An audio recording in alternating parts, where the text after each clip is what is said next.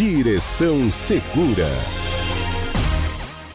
A participação ao vivo da Ana Carolina Cavalcante, inspetora da Polícia Rodoviária Federal e uma colaboradora aqui do Direção Segura. Ei, Ana, bom dia.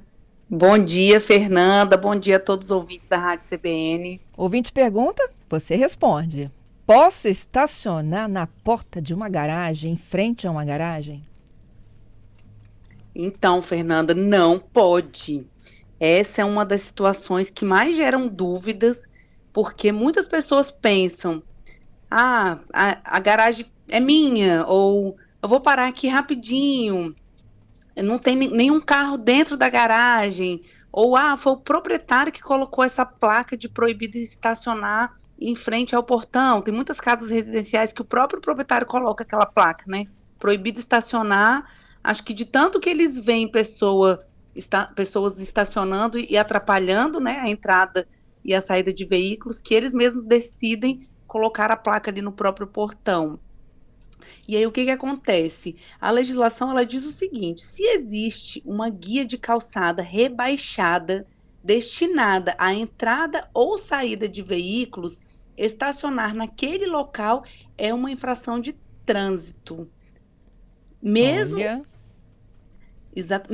que o veículo seja do próprio morador. Olha que curioso, Fernanda.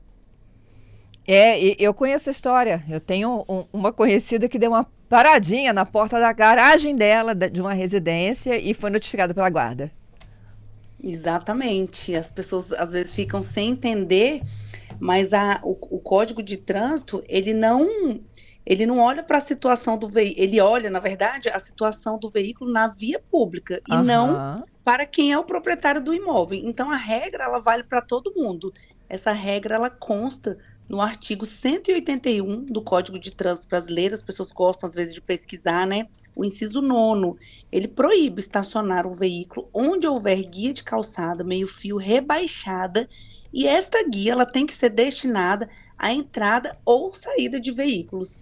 Essa infração é média e pode resultar em penalidades como multa, remoção do veículo, caso ele esteja obstruindo a via ou a calçada. E o objetivo, Fernanda, desse artigo é justamente garantir a segurança e a fluidez do trânsito, evitando que os veículos ocupem áreas essenciais para a circulação.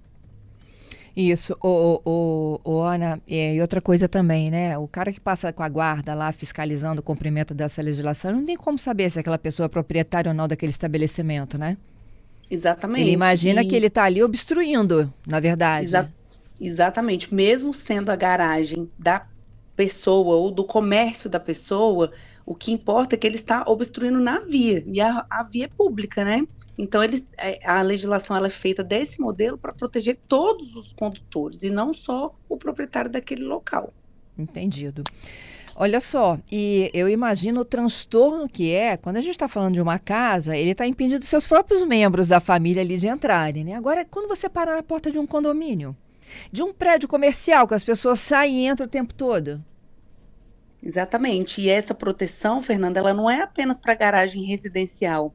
Se existe acesso de veículos com guia rebaixada, o motorista ele não pode estacionar naquele espaço. Então, vale, né? A regra vale para a garagem da casa, de prédio, de loja, de empresa, de hospitais, de clínica, enfim, para todos os acessos de veículo em geral. Não é só residencial. Lembrando que a rua é um espaço público destinado à circulação e ao uso coletivo. Uhum. Então, nosso ouvinte, Fernanda, que inclusive motivou a nossa participação aqui, que ele trouxe a participação na semana passada, Ana. Ele falou que ele mora próximo a uma unidade de saúde. E muitas pessoas param na garagem dele, em frente à garagem dele, para irem para a unidade de saúde. E ele falou que inclusive já tentou acionar a guarda muitas das vezes ali, porque ele fica impossibilitado de sair, porque tá todo mundo estacionando em frente à casa dele. Então, não é? Exatamente, é uma infração de trânsito. Eu já tinha falado na semana passada, e quando ele se deparar com essa situação que impeça, né, a entrada e saída dos veículos na casa dele, ou em qualquer outro lugar, principalmente por ser perto de um hospital, ele tem que acionar os órgãos de fiscalização de trânsito daquela localidade, ou a Guarda Municipal, ou a Polícia Militar, que tem o seu batalhão de trânsito. Liga várias vezes, solicita essa fiscalização E ele, como proprietário, ele não pode fazer uma sinalização. Tem pessoas que colocam cone, tem pessoas que colocam um pedaço de tijolo, de tanto passar por essa intempérie, né? Mas o ideal é que ele ligue para os órgãos de fiscalização, porque além da infração de trânsito, existe uma multa. A multa é de R$ 130,16. O motorista, ele leva 4 pontos na carteira e existe a medida administrativa de remoção do veículo. Então, tanto a Guarda Municipal quanto a Polícia Militar, ela pode sim acionar um guincho e fazer a retirada do veículo que está atrapalhando a circulação. Então, o caminho, ó, parou na porta de uma vaga, né? Desde que tem esse degrauzinho, né? Essa rampinha de acesso, ali a caracteriza então que aquilo é uma entrada e saída de veículos. Exatamente, elas têm que, a guia da calçada, elas têm que estar rebaixada e ser destinada à entrada ou à saída de veículos. Nesse caso, se o veículo estiver, né, interrompendo essa passagem, se enquadrando nisso que a gente falou, liga nos órgãos de fiscalização, aciona a Guarda Municipal ou a Polícia Militar.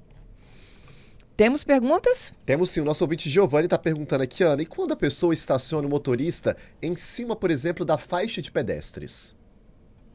Então, parar em cima da faixa de pedestre é também uma infração de trânsito, mas não é esse mesmo enquadramento. É o mesmo artigo, o 181, porém é o inciso 8. A multa, o valor da multa é o mesmo, mas não é a mesma infração. Nesse caso, da vaga de garagem serve só para entrada e saída de veículos e calçada rebaixada. No caso de estacionar em cima da faixa de pedestre, junto ao canteiro central, no passeio, aí já se enquadra em uma outra infração de trânsito.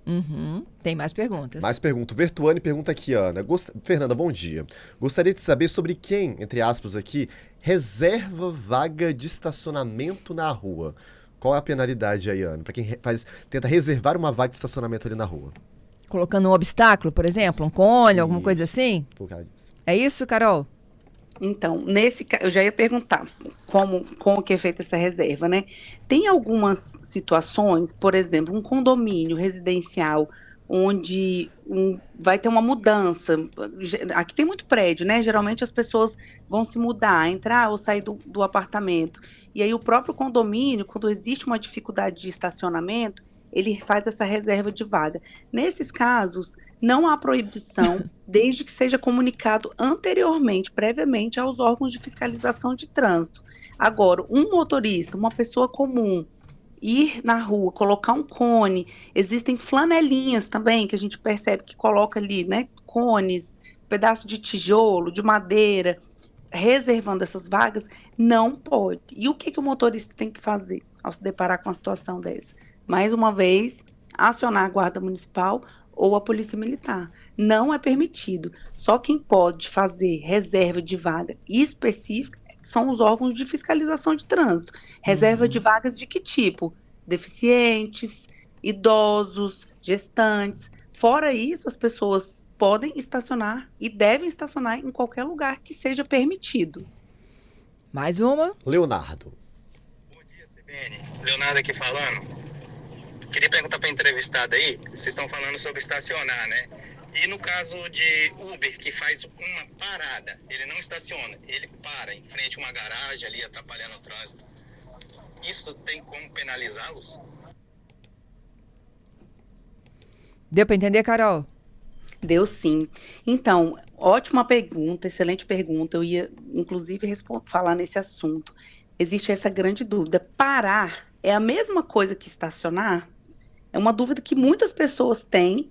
E outra dúvida ainda. Eu posso parar em qualquer lugar? Estacionar a gente já sabe que não pode, né? A gente só pode estacionar em locais que são permitidos, locais que são sinalizados. Agora, e a parada? É uma diferença importante e ela é feita pelo Código de Trânsito. Parada é quando o veículo fica imobilizado pelo tempo estritamente necessário para o embarque ou desembarque de passageiros. Então, o motorista vai no canto da calçada, né, na guia, de preferência o passageiro tem que descer do lado oposto ao do motorista, para ele não descer no meio do trânsito, né? E fazer um embarque e desembarque bem rápido. O estacionamento é quando o veículo permanece mobilizado por tempo superior ao necessário para esse embarque e desembarque. Então, aquela ideia, Fernanda, de que, se eu estiver dentro do carro com o motor ligado, eu não estou estacionado. Essa ideia não é correta. O que importa é a finalidade e a duração da imobilização do veículo. E ainda assim, não significa que o motorista ele tem autorização para parar em qualquer lugar da via. Quando houver proibição de estacionamento, o artigo 47 do Código de Trânsito ele estabelece que a parada deve ficar restrita ao tempo indispensável para embarque e desembarque e não pode interromper ou perturbar o fluxo de veículos ou a circulação de pedestres. Então, caso o motorista não cumpra isso, é passível de infração de trânsito, sim. Entendido. Temos uma última. A pergunta do ouvinte lá no YouTube sobre veículos de agência, de locadoras, que ficam ocupando as calçadas. Então, ocupando em local permitido, estacionando, é isso? Pelo que eu entendi, eles sobram, né? Não tem espaço tudo dentro da agência de locação, aí eles vão sendo espalhados pelas calçadas. Também é obstrução isso, não é? Então, se os veículos estiverem estacionados em locais proibidos, gera uma infração de trânsito e a remoção do veículo. Se o motorista ou o pedestre, alguém perceber que o veículo está ali há muito tempo parado no local onde o estacionamento seja proibido, é uma infração de trânsito. Os órgãos de fiscalização devem ser acionados. Agora, se o local que ele parou, a empresa parou, né, os veículos, for estacionamento permitido, se for uma vaga de estacionamento, não tem problema. Não existe essa distinção de quem está estacionando. Se é uma empresa, se é um carro de empresa, se é um carro de pessoa particular, se ele vai ficar muitos dias ali, não existe essa distinção. Carol, você sempre dispara o telefone aqui dos nossos ouvintes e eu vou prometer que a gente continua tirando dúvidas deles na próxima semana, viu? Tem tanta pergunta aqui de local proibido, tanta gente legal, tipo porta de condomínio, que ninguém respeita, é o Oliveira falando do Barro Vermelho. Tem perguntas aqui não só de veículos, né? Como colocar um carrinho de supermercado para ocupar vaga, olha só, hein? Mesa na calçada, se isso pode também. Tem tanta gente perguntando, Carol. Então, tira dúvida na semana que vem, hein? Com certeza. Vamos solicitar aos ouvintes aí que tiverem dúvidas, principalmente essas relativas a estacionamento, que envie para a Rádio CBN, que na semana que vem a gente conversa mais.